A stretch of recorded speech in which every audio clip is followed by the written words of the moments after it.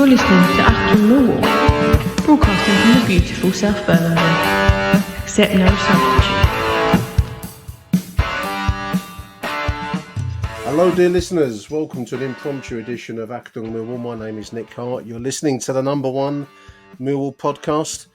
Joining me after a fairly dramatic weekend in truth, it's a review matters and chew over the card. It's a show regular. I'm going to call you a regular. It's Ben Anthony. How you doing, Ben? Hello, Nick. Yeah, I'm good, thank you. How are you? I feel my nerves are shattered, mate.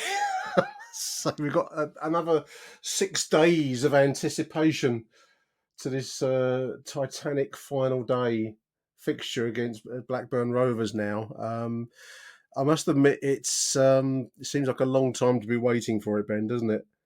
Yeah, we've got the advantage of having the extra few days on them, but at the same time, that means we've got the disadvantage of that extra weight for this big game, and it is massive, isn't it? Oh, it's huge. I was just trying to think of comparisons as before Ben and I started recording, listeners. I mean, personally, I know we had that near miss run in 2017-18 with under Neil Harris. We went close, and there was that huge night where we got beat in the end by Fulham 3-0 after a massive first half. But Ben, that felt like that felt a bit like a cup run where the wheels could come off with one bad moment. This has been a bit more of an excruciating process because we've had the weight of expectation on our shoulders this time. I mean, we haven't responded terribly well to that weight of expectation, but we pulled off a big result Friday night up there at Bloomfield Road, mate, didn't we? That 3-2 win was much needed, a much needed shot in the arm. Oh yeah, absolutely. And we've never really been in this position, have we? Where it's in our hands for such a long period of time, and certainly not in a long time. No, I mean the comparison that really came to me. I'm going to put 2018 to one side for all you younger listeners, because I can go back to 2002, 21-01-02, the Birmingham playoff, which and I haven't checked this, but from memory we were chasing the top six all season, so we were kind of in amongst it, and I think we finished quite high in the table. And if I could be wrong, someone out there can correct me if I'm incorrect, but I think we finished third or fourth. It was quite a high finishing position, so that had certainly expectation of playoff football. I suppose what we didn't have back then, Ben, was we had a bit of a dread of playoff football because we hadn't ever got through any. Whereas since 2002, at least, we've had some measure of success in the playoff system, haven't we? Yeah, a healthy bit of experience. A few of our players have done it as well. It's not just the fans that remember it; the players will, which is going to help. I think there's a few in there. I think like George Honeyman and that have I think had some experience with Hull. Certainly a promotion. I don't know about. Certainly, it's the biggest situation since that playoff season of 2001-2, which finished obviously in playoff mayhem versus Birmingham City at the Den. I'm going to do separately to this conversation, listeners. I'm going to do a review, presuming we get into the playoffs, because it's still not a done deal, Ben. But if we do get into the playoffs, we're going to do a review of all of our playoffs we've ever done as Millwall Football Club, going back to the 1990s. And for the most part, it's been a bit of a sorry story. We've really come good since 2010, when we went under Kenny Jackett to Wembley, 1-0 win over Swindon. And then, of course, in 2017, wasn't it, under Neil Harris, with the win over Bradford. So, yeah, those have been the two successes, which at least give me the boost that we can actually get through playoffs. Because I've always felt that these big moment matches, Ben, overwhelm us a little bit. I think it's been part of the problem in recent games, that the weight of expectation has not sat easily on our shoulders. Yeah, we're certainly not there, are we? It's not in our. No, we haven't actually won anything yet. We've got to actually get across the line. So that's the biggest task for us. Yeah, I mean, thinking about those successes were amazing. Thinking back then, we hadn't done anything like that before, and no. pulling off the wins at Wembley. I guess one of the things that does go against us at the moment is we've never done it first time, have we? We've lost at Wembley and then come back the next year. Yes, that's been the pattern. Some of the internet comment has been. I feel sometimes when I'm reviewing Twitter that it's a bit like being on like a collective Millwall psychiatrist couch where people pour out their anxieties to whoever's reading, cast as the psychiatrist. People seem to be in equal measure nervous and or maybe the two go hand in hand, nervous and terrified, all in one kind of endless cycle of negativity mixed with anticipation. It's a very strange mixture online, I've got to be honest. Yeah, I mean, until 2010, we hadn't done much at all in the playoffs. In fact, they really hadn't ever looked forward to them, to be honest. I'm not sure they're things you look forward to particularly, but I mean, the situation, Ben, in clear-cut terms after the weekend's events, is that win at Blackpool means that we just need a win. We just need to beat Blackburn at home, and then we're into the two-legged playoff home and away leg. The home one will be first because we're probably going to finish, well, either fifth or sixth potentially, but we certainly won't get the second leg at home, which I don't know. I mean, the biggest disasters in Millwall history have happened where we've had home playoff legs in the second game, the deciding fixture. That they tend to finish up in riot, Ben. So I think there's something to be said for getting that home fixture done and dusted first off. At least then whatever happens at somebody else's house, not in your own house. Yeah. I've got a feeling the Met Police are a little bit relieved about that. Yeah. Well, our opponents, presuming we beat Blackburn on May the 8th, both Monday afternoon, Coronation Day, bizarrely, of all the things to be going on at the same time. It's either going to be Luton Town or Middlesbrough. Now, whichever one of those two opponents, Ben, would be subject to the remaining results. I watched Luton play at Blackburn yesterday.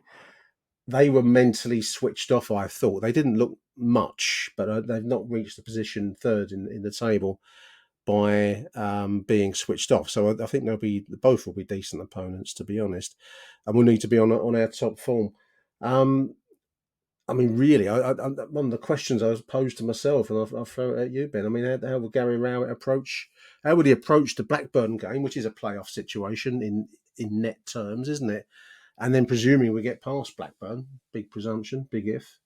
How do we then approach the either Luton or Middlesbrough? I think it doesn't matter to me which one we get, but I think the football's going to be very, very tight. I mean, we've been joking all season about Rowett ball. I think it's going to be. I don't think it's any situation for all-out attack. Personally, I think he'll approach it defensively. How do you think he'll do? Yeah, I agree. We should probably talk about Blackburn more than anything else because that's the most important game right now, and the only one that we actually know for sure we've got to play. True. They are desperate now to get a win. They, a bit like Blackpool the other night, they have to get a win in order to have any hope. So for us, that sort of Rowett ball, as you call it, set up of, try and not, basically don't concede and catch them on the counter a little bit and try and hit them, take our chances and that kind of thing. That I think that's the logical tactic here. You need Blackburn are going to have to push up a little bit against us, and we need to use what we have available in the squad that is effective to counter that. Looking at the Luton game, Luton sort of did that to start with, and they kept getting through Blackburn's lines, and that's what led to eventually them getting a goal. So, I think that's the tactic. I mean, I don't envy him. I wouldn't want to pick a starting 11. No, I mean, obviously the starting 11 at Blackpool brought back Ryan Leonard and Callum Stiles. It wasn't. I saw one of the video YouTube vlogs. It might have been Dan's channel, Dan Lyons TV, where the chap that was doing the review said it wasn't a perfect performance on Friday. And I didn't think it was perfect. I mean, it's a good result, perfect result if you want.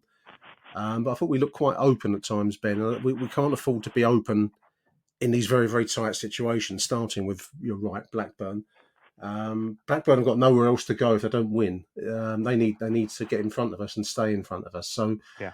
I think a tight approach, a tight defence will be the order today. I suppose partly it's going to be driven on which players are fit again. Whether he'll stick with that same 5-man wing-back type approach or not, remains to be seen. This is what he's going to be paid to. These are the decisions he's going to be paid to take, isn't it?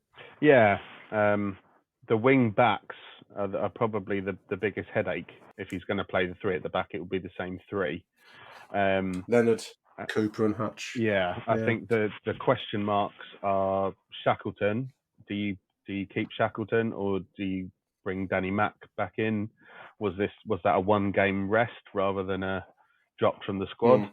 And Styles as well. In my opinion, I think Styles is better as a midfielder in the centre. So, I know that he's not the most popular. So do you go with Malone, or do you stick with Styles? I don't know. I think that's the biggest headache for me. Yeah, I mean, neither Malone nor Styles are particularly defensive. I mean, for me, given that we want to keep it tight, I'm going to guess this is going to be Gary Rowett's approach, unless he's going to have some kind of road to Damascus or road to Deptford conversion into all-out attack. I can't believe he's not going to want to keep it as tight. I mean, I take the point about if Wallace probably won't be fit thinking about it, so it's going to be Leonard, Cooper and Hutchinson. Malone is I don't mind Scott Malone, Ben. I mean, he does draw some flack, but he's a good attacking defensive left-sided player, I suppose. Midfield comes defender in that modern style. Styles, I think, probably would be my preference just because he's such an intelligent player, and I think we could do with all of the intelligence in that side that we could get. As for Danny Mack, I love Danny Mack. We all love Danny Mack, but I just think that it's going to be a night for cool heads. And I wonder whether Jamie Shackleton's got the cooler head than Danny Mack will have, given that it's going to be an 18,000 sellout live on Sky TV, with the value of the potential jackpot at the end of this little 4-game sequence. Is De La Walt in 2020 assessed it to being £135 million for the club. So it's a huge, huge stake on the table. So whether you think, you start to think about players' temperaments as much as anything else in that situation. Whether that's Danny Mack or not, I don't know. I think Danny Mack gives you Millwall spine and is a 100% Millwall player. Who's the better player? It's hard to. It's actually a hard call. I like Jamie Shackleton. I thought he did well the other night. Yeah, it is a hard call. I think I'm sort of erring slightly further towards Danny Mack for me. And he's got us this far throughout the season, but I wouldn't have any, major. I wouldn't get too angry or anything if Shackleton was picked. I think he did well the other night. He did, and would be worthy of being reselected. It's a very tough call. It's a really difficult decision. It's a huge call. I mean, I suppose we went for this 5-man approach. I'm going to guess he'll stick with it because football law has it you don't change a winning side, nor do you change tactics that have finally broken a poor spell. So I'm going to guess we'll stick with the wing-back system. Saville, I suppose, and Billy Mitch, I'm going to guess they pick themselves to some extent. And then that leaves you with the attacking three. And Fleming picks himself, doesn't he? 15 goals, Ian Fleming picks himself. Then you've got, I suppose, you've got the choice of Watmore, who played quite well.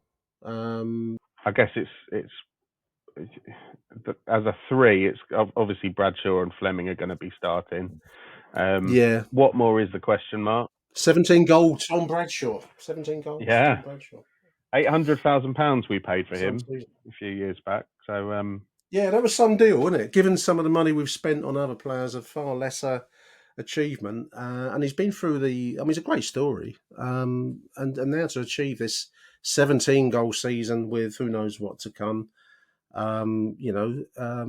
it's a wonderful. I think he seems like a very nice bloke as well, which shouldn't be neither here nor there really in football terms. But it's nice to have that as a by the way, you know.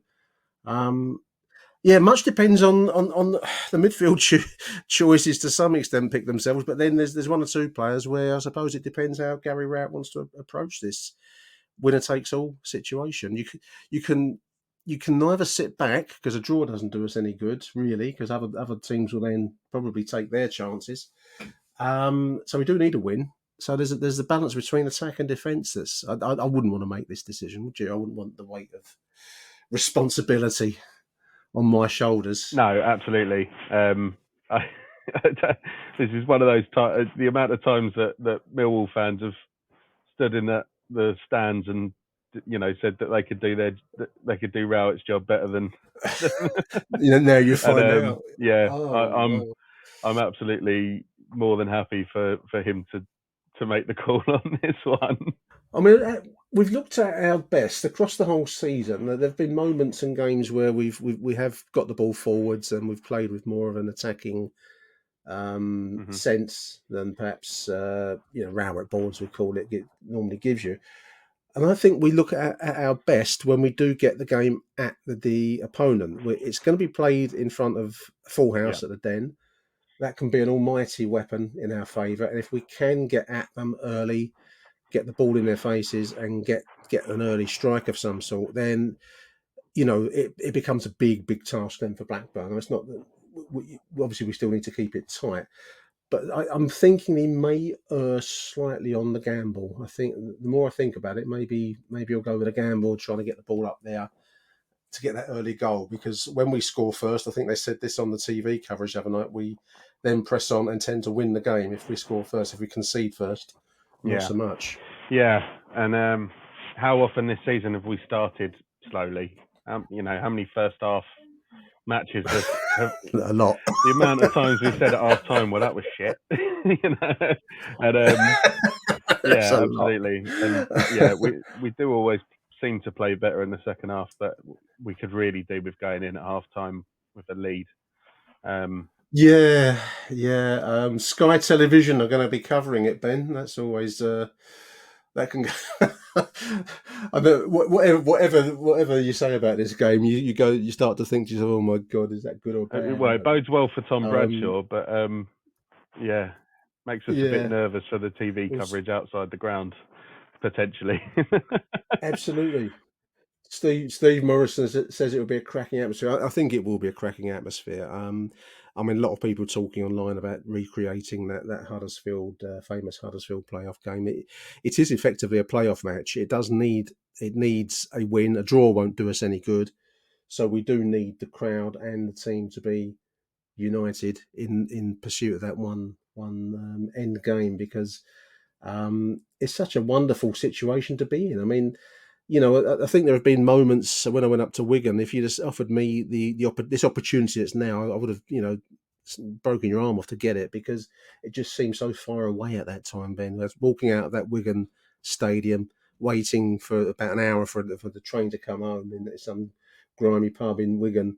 This moment seemed a long way off at that stage. I thought the season was done. So for it to be revived and us to be in with a shot is fantastic. It's a huge situation. We would have dreamed of this at the start of the season as well. To be able to say, well, we're going to the last game with a chance of making the top six is, what a brilliant scenario for us to have got ourselves in. Whatever happens, the club have done us proud. Wonderful post I saw. I mean, this is the twisted world of the internet, listeners. I don't know why I look at it, actually, Ben. It both pains me to read some of this stuff, and then I must get a bizarre kick out of it as well. Sadomasochism, possibly, listeners. Someone posted, if Gary Rowett gets us into the Premier League, should we sack him immediately and get someone else in? Like I don't know, we're gonna lift Sean Dyche from Everton or because Sean Dyche is doing brilliantly at Everton, isn't he? What a reward for your season! Thanks for all your loyalty, Gaz. Presuming we get past these not inconsequential hurdles. oh, thanks a lot, mate. We'll sack you now. We're going to bring in someone who we think's decent. That's really going to work well. But I find myself reading this stuff, Ben. I don't know. It's a twisted world we live in sometimes, I think. Yeah, it's completely mad, isn't it? Every goal we concede is George Long's fault. I've noticed that as well. Yeah, Bart gets it. I mean, Bart must be like an octopus Yeah. in goal, wasn't he? Because we didn't concede goals when Bart was in. I saw in someone blamed him. Someone blamed him for not saving a penalty the other day. I thought that was quite remarkable. I mean, I think these decisions, some decisions are taken already. It's going to be George Long, for better or for worse, into whatever becomes after the Blackburn game. We mustn't get too presumptuous. I'm just going back to Tom Bradshaw. I'm just looking at London News Online as we're speaking. There's a story on there. I'll just read the opening paragraph. He's saying how it'll mean everything to reach the Premier League with Millwall. I mean, for some of these players, in fact, the whole squad, really, I don't think any of them, maybe Honeyman might have had some Premier League experience with Hull City. I don't know if he was there when they were in the top flight. But, for the rest of the squad, this would be an incredible moment, both personally, financially, and career-wise.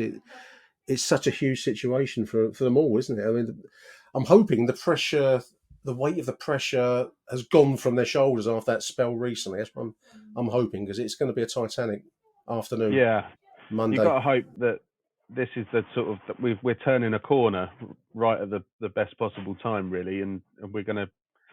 I've got fingers crossed. I've got legs crossed. I've got everything crossed. The last sort of international break, wasn't it? Really, that our form has been atrocious since then. Yeah, dire. Which goes beyond. I don't know if dire lies beyond atrocious. Yeah.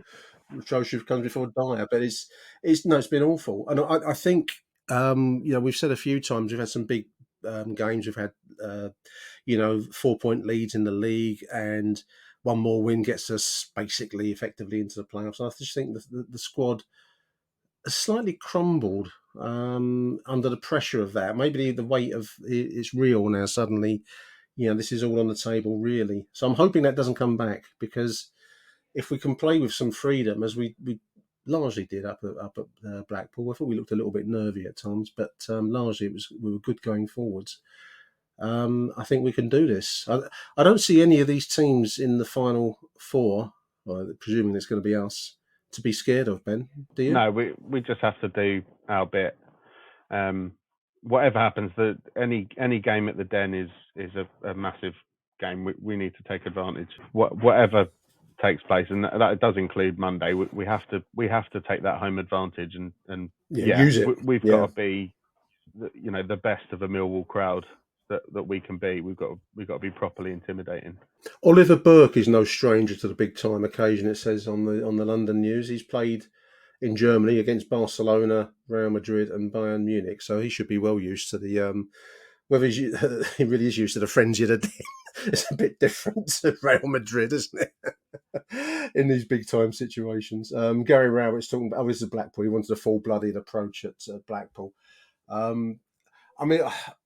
Full-blooded it comes with the territory at the Den, but I do worry about the referees in these kind of situations, the drama and the intense nature of the stadium. I think sometimes referees find it difficult to cope with that as well.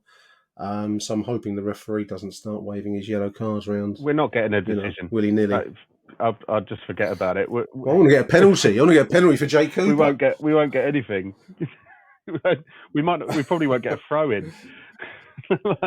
This is the kind of negative posting that I'm reading on Twitter. People are saying, "Oh, we never do anything in the playoffs. We don't want to get in the Premier League. It will change the club and all sorts of stuff like that." I don't know what we're supposed to do, but try and get into the Premier League, listeners. It's the only game in town. The FA are absolutely, shitting themselves, thinking that we could get into the top six. It's absolutely hilarious. Just like every now and again, imagining what's going on in those boardrooms is a really amusing thought. Almost makes it all worthwhile. Well, it is when you consider that they're potentially losing. I don't know if Everton the box office, but there's certainly a big club that would a big side, a traditionally a top flight side. I don't think they've ever been out of the top flight. They also got Leeds with that sinking feeling as well. So they're losing teams like that and potentially gaining even Millwall or Luton, I suppose, is how they'd see it. So I'm not sure it's good for the product in their global dealings. Premier League game, either Luton or Millwall versus Bournemouth. I'm not sure how that's going to sell around the Far East. Super Sunday. Are you looking forward to the game, Ben? How are you handling the pressure of it, mate? I must admit, it's starting to itch and scratch on me a bit. I keep. It's like that scene in The Beautiful Mind where I've got all the different possibilities going through my mind. I have to sort of try not to think about it too much. I think it's going to be amazing. Whatever happens, I think the atmosphere is going to be incredible. Yeah, I agree. I'm looking forward to that because the best times we've had down the Den are the Leicester Cities, the Everton games, the games against Huddersfield, and games like that, moments like that. And this is absolutely one of those. It's a blockbuster day, and it needs us to be at our loudest, at our most intimidating. I think it's certain. One thing's for certain is everyone who attends the Den on May the 8th, 3:00 kickoff, listeners, 18,000. I'm going to expect. We've had a few 18,000s this season. It's been a good season in that way as well. But you will remember this for the rest of your life. You will remember this day. So now that can be good and it can be bad. Yeah, absolutely. That's the coin, the Millwall coin. It depends which side it spins and lands on. We'll find out. I was trying to think about last sort of final weekends. We have quite a lot of them away actually, but we've had a few at home. Bournemouth last season. One came to mind, which was I can't actually remember who it was we played, but it was the season we finished third, just below Leeds, and it all came down to the last day, and we were, I think, a point behind Leeds or something. And were we playing Swindon? We might have done, Swindon at home or something? In a league game, not I think there was about 5 minutes in that game where we were actually second, and then it kept changing. We went down to fourth, and we finished up third. That's the one that comes to mind as the sort of topsy turvy at the Den. A bit like this could be. I had to swerve a wedding to get there. So there's a friend. I managed to go. We went to the prelim bits of this wedding. And then I had to shoot off, and it was in a place over. It was a Hindu temple place over. I think George Harrison had funded this place, and I had to do a fastest run from this Hindu temple over in Berkshire, I think it was, southwards, missing out the wedding part, which goes on for some time. Listeners, anyone's ever been to a Hindu wedding, and held a skelter. I finished up at the Den just on kickoff for that game. And I was still suited up, watched the game suited and tied up. I remember that one. There was a brief moment where the madness was in the air because we were, as you say, we're in the automatic promotion spot. Yeah. We finished up in the playoffs that season. Yeah, that was we went up that year. Yeah, I was trying to think of other. I mean, the only other one that, because I go back so far, listeners, was the heartbreak of the final day in 71-72, where everyone thought we'd been promoted to the first division, and it turned out we hadn't, because back then the Football League allowed other games to carry on after the final day, and Birmingham managed to nick it off of us at the death. So I was there for that one. Obviously, the playoff games in '93. Derby, and then 2002 against Birmingham. They were tense, nervous kind of evenings of fire and brimstone. But yeah, no, this is such a situation. It all starts on May the 8th, Monday afternoon, with the King's coronation going on at the same time. Who dreamed up this idea? I don't know. He must be gutted that he can't come.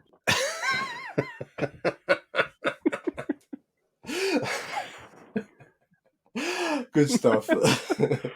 Ben, thank you for joining us, mate. Before I close, I want to just give a shout out, listeners. The Lions Trust is finally, what's that phrase in Oh Brother, We're Out There? We're now bona fide. We're bona fide We're registered with the Football Supporters Association, and we are registered with the Financial Conduct Authority, and we can now take paid members. So I put a link out on Twitter. If you go to the lionstrust.org.uk, the website, you can join the Lions Trust, and it's only going to be £1.50 to join it, because we have to charge. The lionstrust.org, excuse me, lionstrust.org is the website. You have to charge something. £1 is the minimum that the Football Supporters Association will allow you to charge to join the trust. So we're charging the minimum plus 50p to cover transaction costs when you use PayPal or whatever. But we're encouraging everyone that's listening, all Millwall fans, to join the Lions Trust. And the reason that it's important is, at the moment, it holds a small amount of shares in the company. It therefore has a formal supporters role in the share ownership of the football club. Potentially, although we're talking about success here, Ben, the other days do come, and as we've seen with other clubs, their supporters trusts offer frameworks by which you can relaunch a club if it was to fall into difficult times. I'm thinking of AFC Wimbledon, and there's been Bury, other clubs around the league. I think Portsmouth was supporter owned at one point, so it offers a framework for that if that lifeboat situation, as I always call it, ever came to pass. And potentially, depending on government legislation, I think both Labour and the Tories are committed to bringing in this Tracy Crouch report. It will hold veto powers over changing of location, name and identity of the club. So this is all important stuff, and it needs a membership. We're asking a bare minimum £1.50 to join it, and I would ask everyone listening to this show to go on the lionstrust.org and fill in the form, pay £1.50. We're also looking for a new chairman. I'm not going to be the chairman of it. I've done my little bit, and I think it needs new blood and new direction. So if you are interested in being the chairman of the Lions Trust, get in touch with us, and we can talk. But we've actually relaunched it formally now, and you can join it. And if you're a paid member, you get to vote for the decisions of the Lions Trust, because it's democratic, and you'll also get a vote to either endorse or to choose a new chairman or woman, depending on who comes forward. So that's a little bit of an advertising pitch there. I think, as always with these things, it's better to have it and not need it than need it and not have it. So, I'll be signing up. Yeah, I mean, I'm no salesman, listeners, and in my next sentence, you'll know why I never went into a sales career, because don't expect to get too much back in the immediate sense from the Lions Trust. It's there, as Ben's just said, it's an important thing to have, and you need it, but it's not an active. It's not like a supporters club where they're going to be sending out newsletters and it would be odd bits and pieces here and there, but it's not going to be something where you hear endlessly from the Lions Trust. But it's just really, really important that it exists, that it has a membership composed of Millwall fans, and it's there to defend the most important parts of our club if the occasion ever demanded it. So it's kind of like you can either think of it as a lifeboat, or I don't know if an insurance policy is quite the right analogy, but it's just a really important thing to be a member of. So as you've just said there, mate, it's just that, we need numbers to be the bigger the number of members, the more a voice you can command if the situation demands it. So I'd encourage everyone listening to the show to join it. Fingers crossed we still have John Berylson in charge for a very long time to come. Well, yeah, I mean, like any lifeboat, you hope you never need to get in it and test it out. So, but if you don't have it, then you're remiss. So, join the Lions Trust. That's my. I will be banging on about this, listeners. I'm going to make no bones about it. So you're going to be hearing about this probably over the course of the summertime. You're going to be bored of it by the time the new season starts. Ben, big thank you, mate. I think that we've done our bit of psychiatrist therapy for each other, talking out the issues of May the 8th, mate. It seems like a long 6 days. I know. Oh dear. Do keep in touch with us, listeners. Let us know how you're coping with the tense wait until May the 8th, until nearer the time. Big thank you to Ben Anthony for joining us. Thank you, Ben. Pleasure, Nick. Anytime. And big thank you to you too, dear listeners, for joining us this afternoon. Until the next edition of AchtungMillwall, which will probably be on or near May the 8th, Arrivederci Millwall, and bye for now. Achtung, Millwall.